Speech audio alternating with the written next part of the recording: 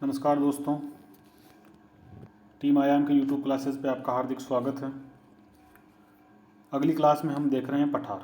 Africa महाद्वीप के पठारों को हम पढ़ना शुरू करते हैं। इससे पहले वाली क्लास में हमने अफ्रीका महाद्वीप के पर्वत पढ़े थे और इस क्लास में हम अब अफ्रीका महाद्वीप के पठारों पर बात करने जा रहे हैं कि अफ्रीका महाद्वीप के पठार कौन कौन से हैं और कैसे हमें इनको याद करना है। ये हमारी इस लेक्चर का पूरा फोकस रहेगा। ठीक है, पर्वत हमने पिछले लेक्चर में देखे, तो यहाँ पठार जो है कुछ ज़्यादा विशेष यहाँ पर है नहीं, मतलब उतना ज़्यादा चर्चा में नहीं है। कोई ख़ास आपको जितना हमने पर्वतों पर जोर दिया था उतनी ज़्यादा हमको यहाँ पर डिस्कशन की आवश्यकता नहीं है।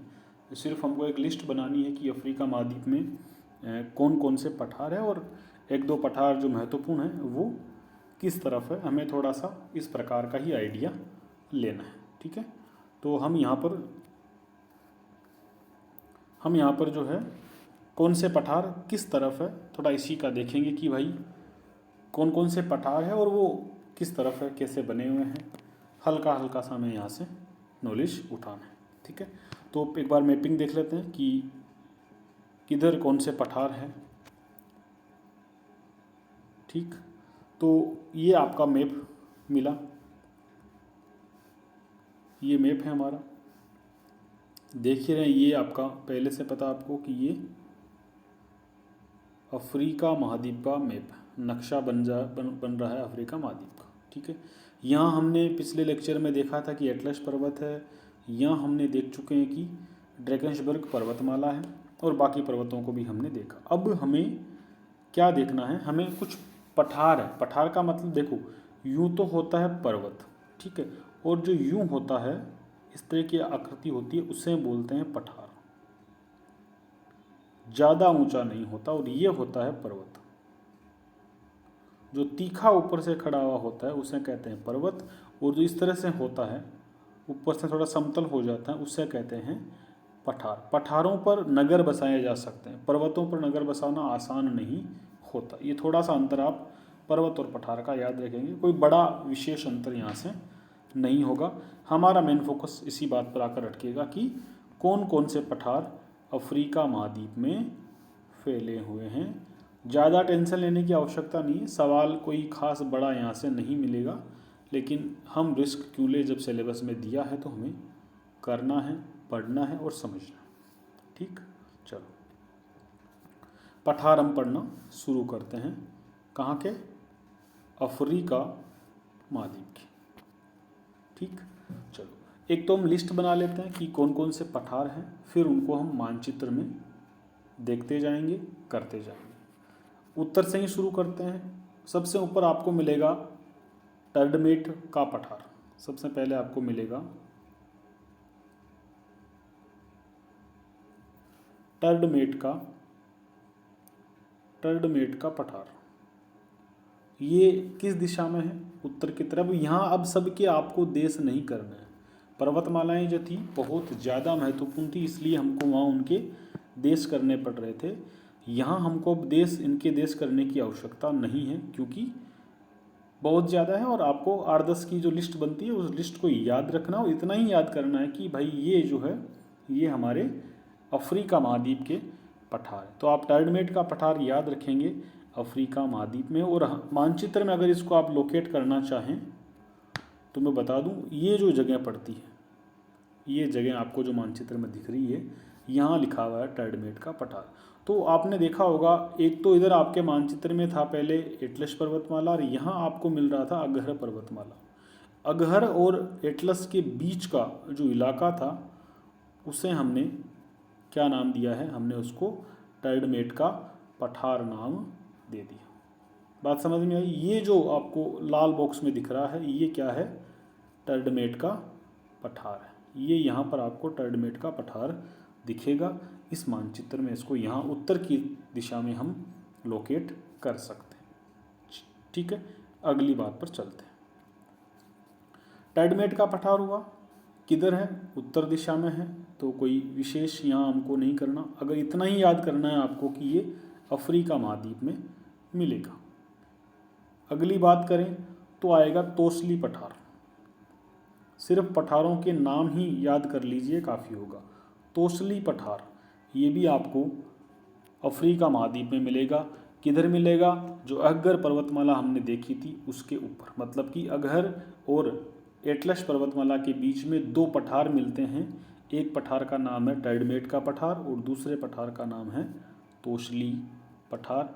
यह आपको याद करना है। इसके बाद नंबर 3 पर आपको और नीचे की तरफ आना है। किसी भी मैप की आप शुरुआत करो तो उत्तर से दक्षिण की ओर आपको चलते हुए आना है। दो हमने पढ़ लिए, टर्डमेट का पठार, तोसली का पठार। कोई विशेष जानकारी और हमको नहीं लेनी है, सिर्फ हमको लिस्ट बनाना है और दिमाग में रखना है कि ये फला फला जो पठार है ये अफ्रीका महाद्वीप में पड़ते हैं। ठीक है, जब 2-3 बार चीज़ें आगे जब आप ज्योग्राफी पढ़ते पढ़ते पहुँचेंगे तो आपको क्लियर हो जाएगा कि किस तरीके से आंसर हमारे सामने निकल करके खुद आएगा। अगला पठार अगर देखें तो हमको बताना है अज़बीन का पठार। कौन सा पठार है? अज़बीन का पठार। अज़बीन का पठार ये भी कहाँ है? ये भी कहेंगे कि हम अफ्रीका में हैं, कोई ज़्यादा बात नहीं। फिर करेंगे जोसा का पठार, ये आपको नाम याद ही रखना है, जोसा का पठार, अज़बीन का पठार। 10 बार 15 बार जब उस सारणी को रटेंगे बोलेंगे तो अपने आप मुंह पर आ जाएगा, कोई बड़ी बात नहीं होगी। जोसा का पठार भी हम कहेंगे कहाँ है? इधर ही है। चलो, एक आता है अदामावा उच्च भूमि। हालांकि उच्च भूमि है, मैदान भी मान सकता है इसको, लेकिन आप मैं कहूँ कि याद कर लो, हमें शब्द से मतलब है। अदामावा उच्च भूमि पूछ लेगा कि अदामावा उच्च भूमि का संबंध निम्नलिखित में से किस महाद्वीप से हैं, तो आप कहेंगे अफ्रीका महाद्वीप से। ठीक है, आगे की ओर चलें तो एक और पठार आएगा उबांगी पठार। उबांगी पठार, ये सबको मानचित्र में हम लगाते जाएंगे, अभी एक बार लिख लेते हैं नाम इनके। जोसा का पठार हमने देखा, उसके बाद में हम देखें अदामावा उच्च भूमि, फिर हमने पढ़ा उबांगी पठार। ये जो अदामावा उच्च भूमि है ना, इसके आगे का भाग क्या है? उबांगी पठार है। अदामावा उच्च भूमि के बाद में हमको क्या मिलेगा? उधर आगे की तरफ जब जाएंगे हम, उधर क्या मिलेगा हमें? अब उबांगी उच्च भूमि कैसे, देखो एक बार देख लो। यहाँ अदामावा उच्च भूमि और यहाँ पर क्या है? उबांगी पठार। यहाँ पर अदामावा है और यहाँ पर क्या है? उबांगी उच्च भूमि। ठीक है, उबांगी उच्च भूमि से जब आप और आगे की तरफ जाएंगे तो मानचित्र के अंत की तरफ जाएंगे, जब अफ्रीका महाद्वीप का अंतिम आएगा पूर्व दिशा की ओर, वहाँ इथोपिया का पठार आपको मिलेगा। वहाँ आपको इथियोपिया का पठार मिलेगा। बड़ा आसान है, जब नाम ही लिखा हुआ है इथियोपिया तो आपको कंट्री याद करने का जैसा कोई टेंशन लेना ही नहीं है, वो इथियोपिया का पठार ही आपके रहेगा, तो आपको याद हो गया। फिर हम देखें, इथियोपिया का पठार हो गया। फिर अगर वापस नीचे की ओर आए मानचित्र में, एक मिलेगा बाई पठार। बाई पठार, ये बाई पठार भी हमें अफ्रीका महाद्वीप के पठारों की लिस्ट में याद रखना है। अदामावा उच्च भूमि हो गया, उबांगी पठार हो गया, इथियोपिया पठार हो गया, हमने बाई पठार भी किया। और कौन सा पठार बनता है? कटंगा का पठार। कटंगा पठार भी आपको याद करना है। कटंगा पठार आपको याद करना है। पर्वत भी बोलते हैं, पठार भी बोलते हैं, तो आपको याद रखना है। कब किधर घूम के आ जाए कोई हमको पता नहीं, तो कटंगा पठार भी हमने याद किया। कटंगा पठार के बाद में देखें तो एक आता है कांप का पठार। नीचे की ओर जब आप दक्षिण की ओर जाएंगे तो एक पठार आएगा कांप का पठार। ये सभी अफ्रीका महाद्वीप में। कांप का पठार ये थोड़ा चर्चा में रहता है, तो आप याद करेंगे दक्षिणी अफ्रीका। अगर आपसे थोड़ा सा किसी कांप के पठार के बारे में पूछें तो आप बताएंगे किधर है? दक्षिणी अफ्रीका में कांप का पठार है। ठीक है, अभी मानचित्र में यहाँ तक पहुँचे हम, थोड़ा और लिख लेते हैं, बाद फिर बाद में सारों को मानचित्र में देखते चलेंगे। फिर नीचे से वापस पूर्व दिशा की ओर घूम के ऊपर की तरफ जाएंगे तो एक मध्य टंगनिका का पठार आएगा। मध्य टंगनिका का पठार आएगा। मध्य टंगनिका का पठार, ये भी हमें अफ्रीका महाद्वीप के पठारों में याद करना है। ये भी हमें क्या करना है, अफ्रीका महाद्वीप के पठारों में हमें याद करना है कि अफ्रीका महाद्वीप के कौन कौन से पठार है, उनमें हमें याद करना है। ठीक है, यहाँ और आपको मिल सकता है पूर्वी अफ्रीका का पठार।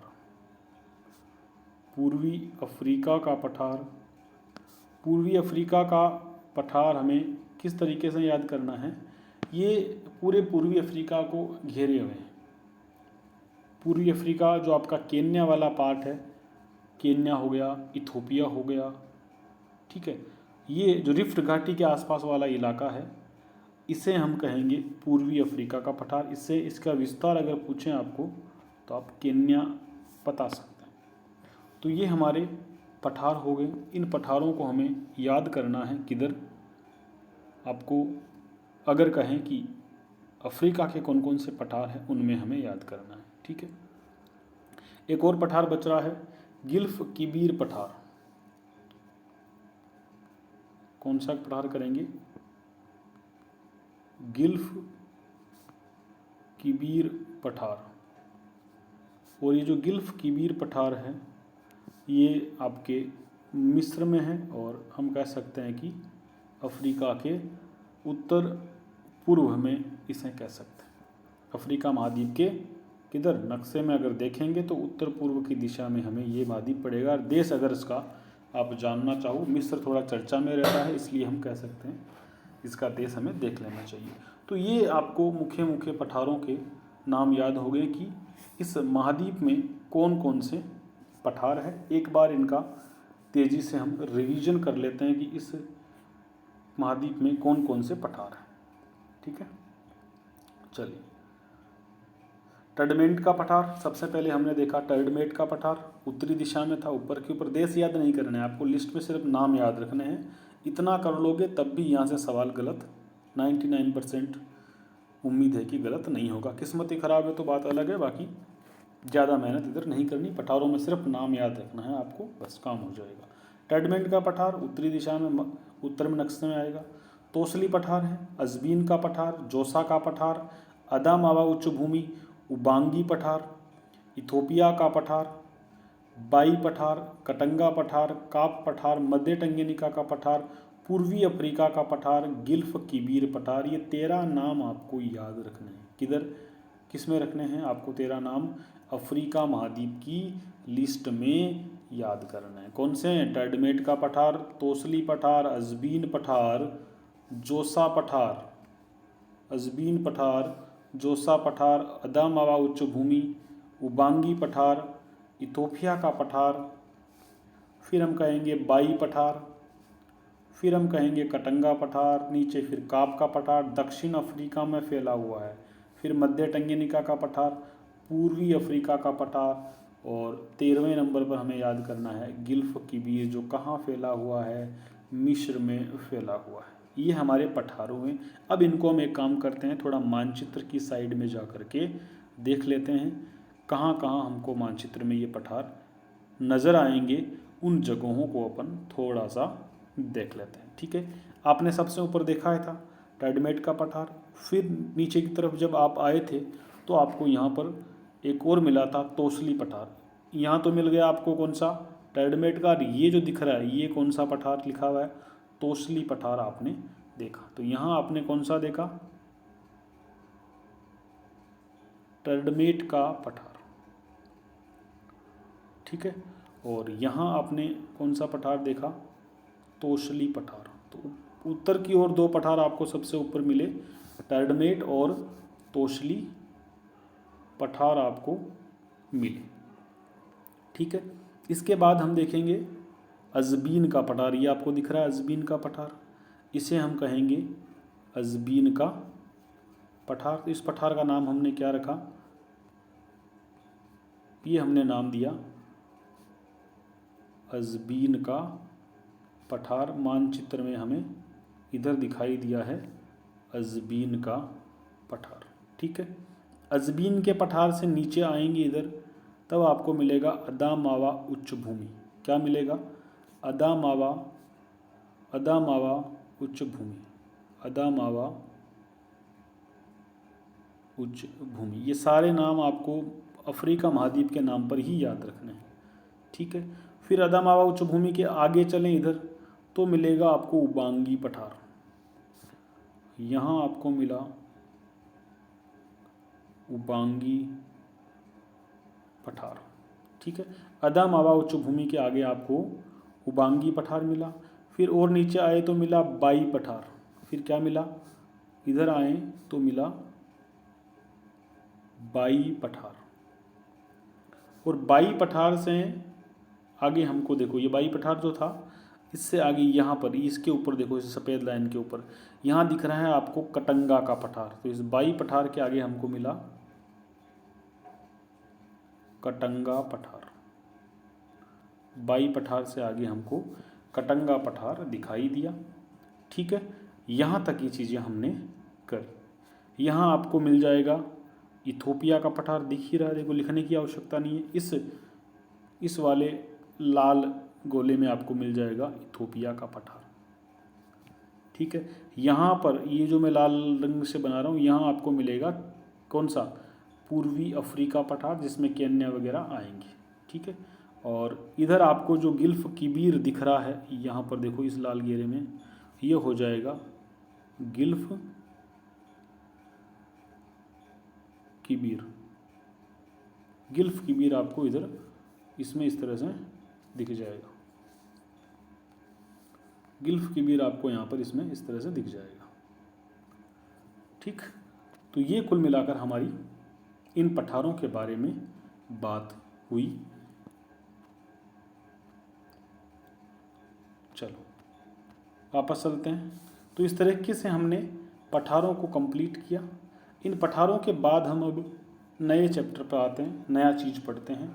और नया चीज़ क्या है, अब हम पढ़ेंगे मरुस्थल। अब हम क्या पढ़ेंगे, अब हम पढ़ेंगे मरुस्थल। पढ़ेंगे कि भाई मरुस्थल जो है उनमें हमें किस तरीके से बढ़ना आगे, मरुस्थलों को भी हमें किस तरीके से याद करना है, ये हमारा काम होगा कि मरुस्थलों को किस तरीके से करें।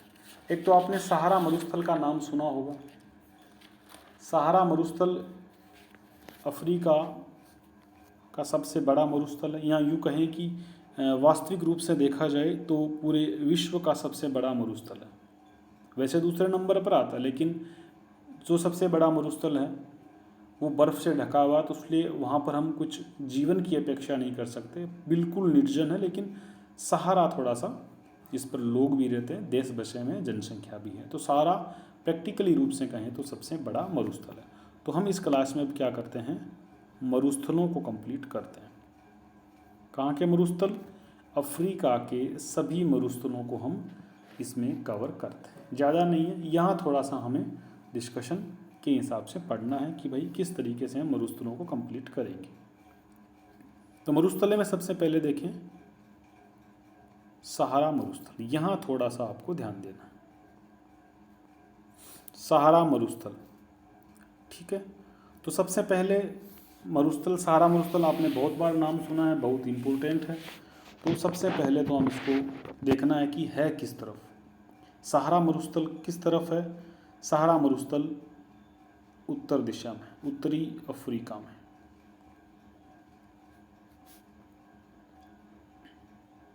किधर है, उत्तरी अफ्रीका महाद्वीप में। अफ्रीका महाद्वीप के उत्तर की साइड अगर मानचित्र में देखने जाओ तो आपको उत्तर की दिशा में मिलेगा सहारा मरुस्थल। देखो यहाँ दिख रहा है, ये सहारा मरुस्थल है। तो अफ्रीका महाद्वीप के नक्शे में आपको सहारा मरुस्थल खोजने बैठोगे तो किधर दिखेगा, उत्तर की दिशा में दिखेगा। और नज़दीक से देखना चाहो और स्पष्टीकरण के साथ देखना चाहो तो ये जो इलाका है ये किसका है, सहारा मरुस्थल का है। ये इलाका सहारा मरुस्थल का इलाका है। ठीक है, ये बातें हमने, सहारा मरुस्थल की स्थिति हमको समझ में आई कि भाई कहाँ स्थित है। हमने कहा अफ्रीका के उत्तरी भाग में सहारा मरुस्थल स्थित है।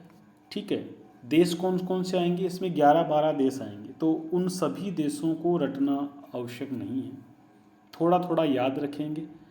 तो उन 11 देशों को अपन लिख लेते हैं। आपको याद ज़्यादा नहीं करना है, लेकिन इतना याद रखना है कि आपको जो अगर मूर्ख बनाने की कोशिश करेगा एग्जामिनर इधर, वो आपको इधर इन 11 में से नहीं बनाएगा, इन 11 के आसपास का नहीं देगा आपको। अफ्रीका के दक्षिण वाले हिस्से में जो देश बसे हुए हैं, जैसे आपका जिम्बाब्वे है, साउथ अफ्रीका है, नामीबिया है, वहाँ से दे देगा। ठीक है, केन्या से दे देगा कि सहारा मरुस्थल के अंतर्गत आने वाले देशों के समूह में निम्नलिखित में से कौन सा नहीं है, तो वो कहीं केन्या दे देगा। तो आपको इतना मालूम पड़ेगा कि भाई केन्या अफ्रीका महाद्वीप के उत्तर की दिशा में है ही नहीं, तो उसको क्यों बनाए।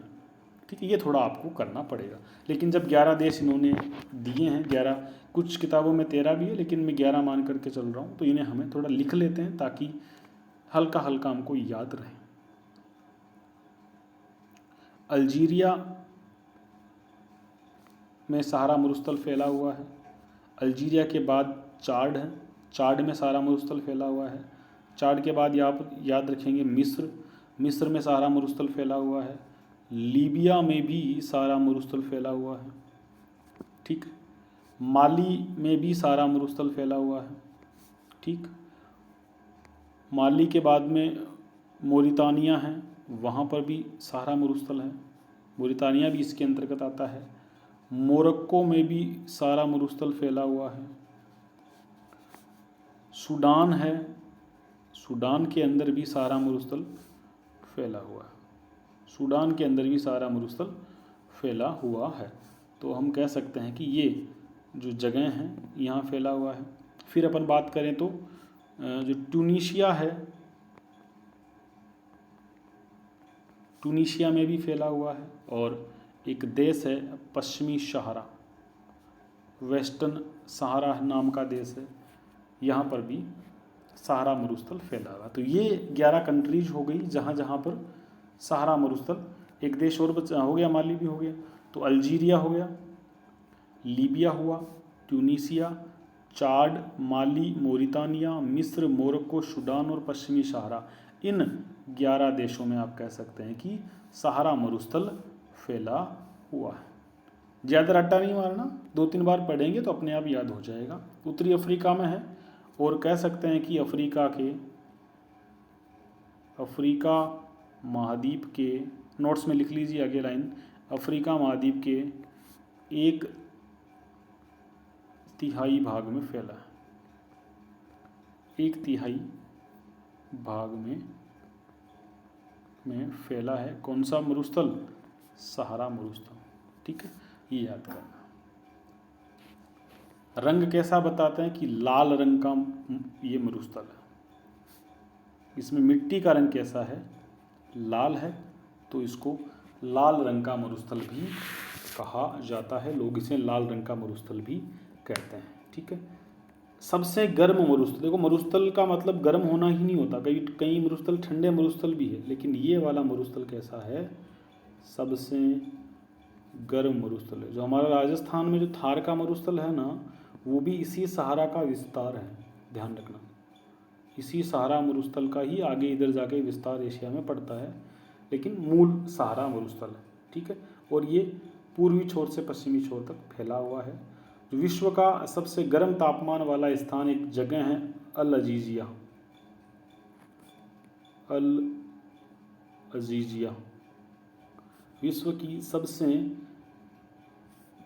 उच्च तापमान, हाई टेम्परेचर की जगह है। अल अजीजिया कहाँ है? लीबिया में है। तो लीबिया भी सहारा मरुस्थल के अंतर्गत आता है। तो हम कह सकते हैं कि विश्व की सर्वाधिक तापमान माला, सर्वाधिक गर्म स्थल जो था, तापमान जहाँ रिकॉर्ड हुआ, वो भी यही है। और ये मरुस्थल कैसा है? पठारी और चट्टानी मरुस्थल है। पठारी और चट्टान के रूप में ये मरुस्थल फैला हुआ, ये थोड़ा सा हमें याद करना है। पठारी व चट्टानी मरुस्थल ये वाला है। यहाँ पर पठार और चट्टानें खूब सारी पाई जाती है। आपने पहले पठारों के अंदर भी देखा, पहाड़ों के अंदर भी देखा। ये हमने किसके बारे में पढ़ा है? सहारा मरुस्थल के बारे में पढ़ा है। क्या क्या पढ़ा है सहारा मरुस्थल के बारे में? चलो देख लेते हैं। ठीक, सहारा मरुस्थल उत्तरी अफ्रीका महाद्वीप में अल्जीरिया, लीबिया, टूनीशिया, चाड, माली, मोरितानिया, मिस्र, मोरक्को, सूडान और पश्चिमी सहारा ये इन देशों में फैला हुआ है। अफ्रीका महाद्वीप के 1/3 भाग में इसको ये कवर करता है, फैला है। लाल रंग का मरुस्थल है, सबसे गर्म मरुस्थल है। अल अजीजिया यहाँ की एक जगह है जहाँ का तापमान सबसे ज़्यादा रिकॉर्ड किया गया। कहाँ पर है? लीबिया में। इस बात का ध्यान रखेंगे। पठारी व चट्टानी इसकी संरचना है। और मानचित्र में आपको समझ में आ ही गया कि ऊपर की तरफ उत्तर दिशा की ओर ये फैला हुआ है। चलो नेक्स्ट पर चलते हैं। अब हम आगे बात करेंगे। आगे हम बात करते हैं कि चलो आगे कौन सा मरुस्थल करते हैं? आगे करते हैं कालाहारी मरुस्थल। कौन सा मरुस्थल करते हैं? कालाहारी मरुस्थल को पढ़ना शुरू करते हैं। ठीक है, कालाहारी मरुस्थल ये कहाँ फैला हुआ है? कालाहारी मरुस्थल अगर हमको पूछे कि भाई कहाँ फैला हुआ है, तो हमने देखा जो आपका सहारा था वो तो उत्तर दिशा में था। अब कालाहारी का नंबर आया तो इसे कहेंगे अफ्रीका के दक्षिणी भाग में। किस भाग में? अफ्रीका के दक्षिणी भाग में हम कहेंगे कालाहारी मरुस्थल फैला हुआ है। अब भाई दक्षिणी भाग में है तो बताओ किधर है? तो नक्शे में चलते हैं, वहाँ हमको समझ आएगा कि किधर फैला हुआ है। देखो ये नक्शा है, इस नक्शे में नीचे की ओर में जो गोला बना रहा हूँ, ये गोला किसका है? कालाहारी मरुस्थल पर बन रहा है। ठीक है, तो ये जहाँ गोला बन रहा है इसमें जो मरुस्थल आ रहा है इसे हम क्या कहेंगे? इसे हम कहेंगे कालाहारी मरुस्थल। इसे हम कहेंगे कालाहारी मरुस्थल। तो ये कालाहारी मरुस्थल की हमारी जगह हुई। कालाहारी मरुस्थल हमने इस तरह से यहाँ पर किया। तो आपको लोकेशन समझ में आई। कालाहारी मरुस्थल अफ्रीका महाद्वीप के दक्षिणी भाग में आपको नज़र आएगा। देश पूछ लें आपसे तो आपको 2 ही देश इसमें दिखाने हैं। एक तो आपको दिखाना है दक्षिण अफ्रीका, क्योंकि अफ्रीका महाद्वीप का दक्षिणी हिस्सा दक्षिणी अफ्रीका इसी नाम से यहाँ पर देश है। जो क्रिकेट की टीम है ना, इसको अंग्रेजी में लिखा होता है RSA, Republic of south Africa. और दूसरा जो एक देश है उसका नाम है बोत्सवाना। दूसरा एक देश है उसका नाम है बोत्सवाना। ये दक्षिण अफ्रीका के उत्तर की साइड में है बोत्सवाना। तो ये 2 देशों में, इन 2 देशों में कौन सा मरुस्थल फैला हुआ है? कालाहारी मरुस्थल फैला हुआ है। आपने शुतुरमुर्ग का नाम सुना होगा। शुतुरमुर्ग दुनिया का सबसे बड़ा पक्षी है। शुतुरमुर्ग ये यहाँ पर पाया जाता है। कहाँ पाया जाता है? कालाहारी मरुस्थल में। शुतुरमुर्ग कहाँ पाया जाएगा? शुतुरमुर्ग कालाहारी मरुस्थल में पाया जाएगा। यहाँ एक जनजाति की अधिकता बताते हैं। सवाल नहीं आएगा, मैं ऐसे ही बस फेंक रहा हूँ थोड़ा सा। जनजाति यहाँ पर कौन सी है? बुशमैन है। बुशमैन जनजाति, क्योंकि विश्व की जनजातियाँ आपसे पूछी नहीं गई है तो अपवाद स्वरूप कभी कभार आ जाए तो अलग बात है, बाकी नहीं आएगा। ठीक है, तो बुशमैन जनजाति यहाँ पाई जाए। थोड़ा सा इसमें संशोधन कर लो। इसमें जो अपन देश लिख रहे हैं ना, बोत्सवाना के साथ साथ में एक देश और लिख लो, नामीबिया।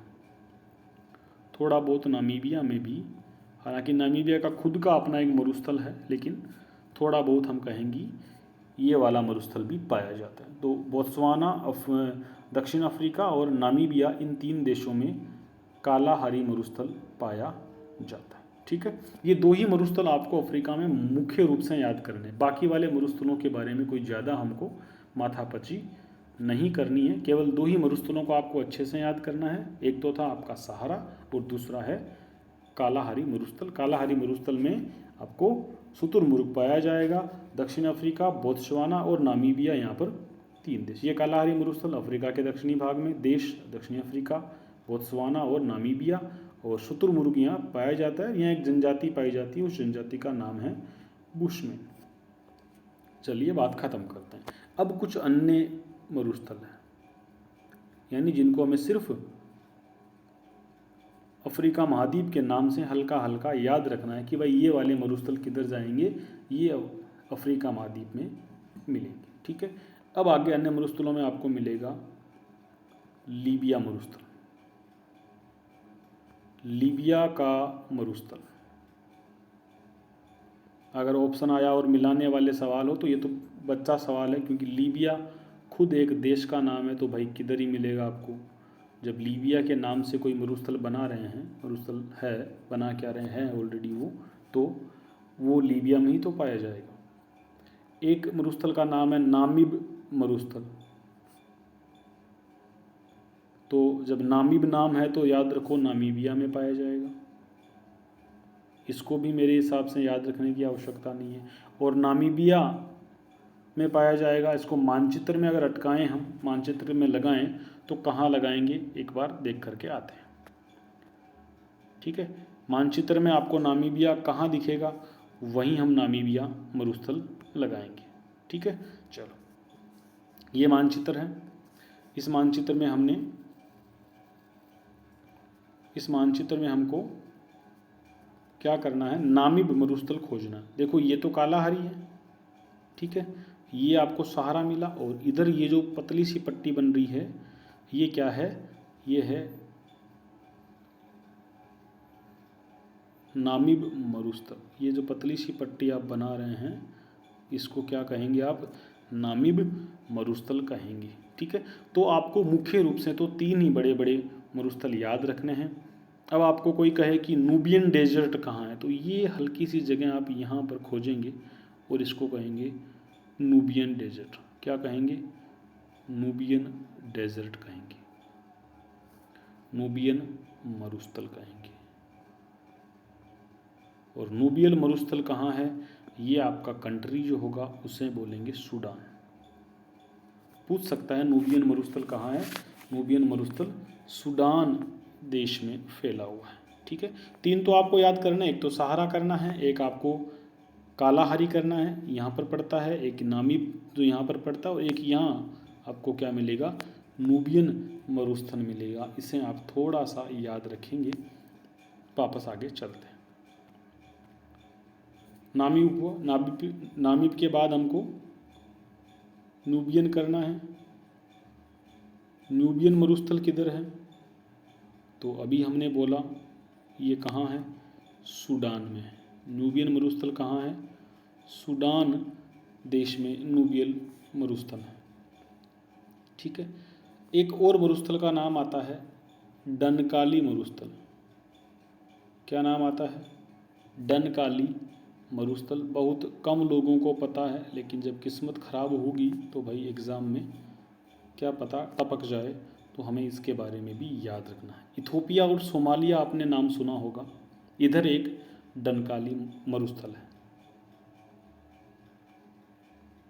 मरुस्थल एक से अधिक देशों में हो सकता है ना, तो इथोपिया और सोमालिया में,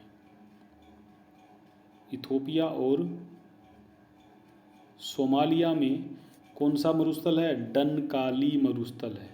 मानचित्र में जाके देखें कि भाई इथोपिया और सोमालिया किधर है, तो चलिए मानचित्र की ओर चलते हैं, वहाँ हमको समझ आएगा कि कहाँ इथोपिया है और कहाँ सोमालिया है।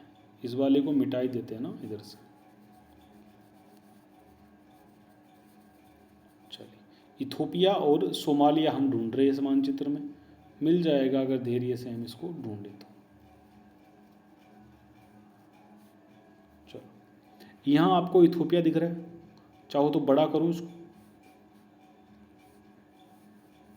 थोड़ा बड़ा कर लेते हैं और इसको,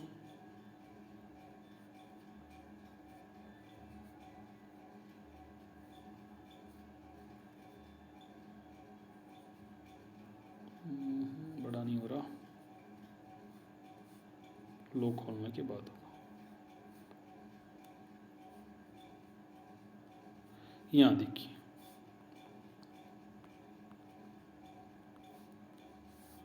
यहाँ पर देखो इथोपिया लिखा हुआ है और यहाँ आपको सोमालिया प्रायद्वीप लिखा हुआ है। तो ये जो इलाका है ना, ये वाला इलाका, इस इलाके को कहेंगे अपन कौन सा, डनकाली मरुस्थल का इलाका। इस इलाके में कहीं दोनों देशों को कवर करता हुआ डनकाली मरुस्थल आपको मिलेगा। इथोपिया, ये इथोपिया वाला हिस्सा है और ये सोमालिया का हिस्सा है।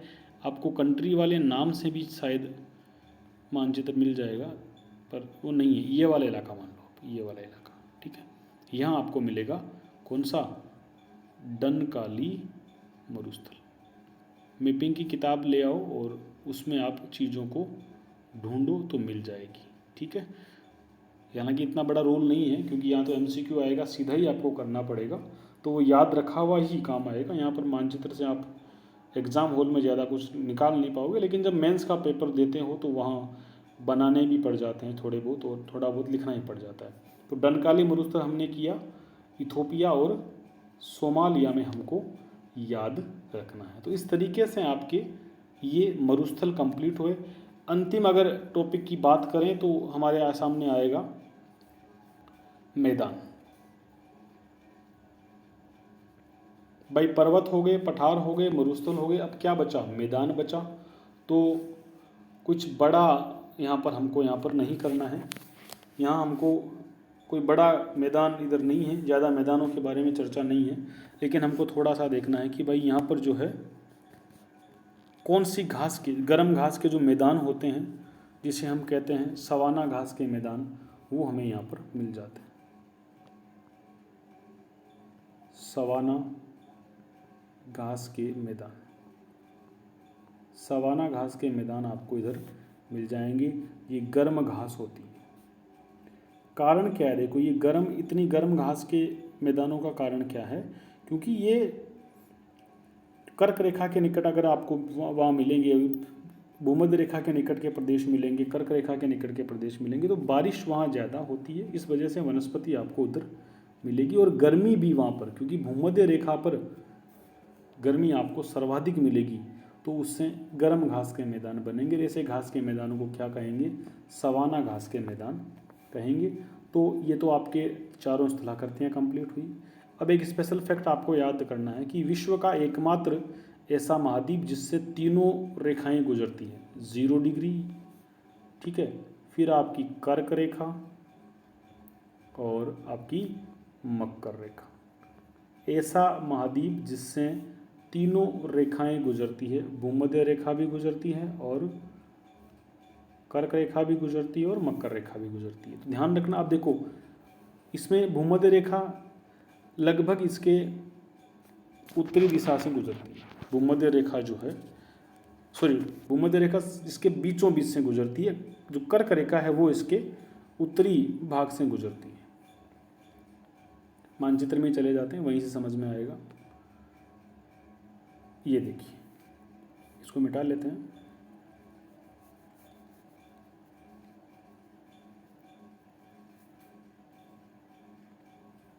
यहाँ से भी एक सवाल माइनर सा बना सकते हैं हमको, स्थलाकृतियों के साथ में रेखाओं का कोई गणित जोड़ के। देखो ये जो बीच वाला हिस्सा है ना, ये भूमध्य रेखा है, ठीक है। तो वैसे देखा जाए तो भूमध्य रेखा का किसी भी इधर हमारे मरुस्थल से पाला नहीं पड़ रहा है। जब यहाँ से 0 डिग्री गुजर रही है तो इधर से क्या गुजरेगी, 23.5 गुजरेगी। और 23.5 डिग्री जो उत्तरी अक्षांश वाली रेखा है उसे हम क्या बोलते हैं, उसे हम बोलते हैं कर्क रेखा।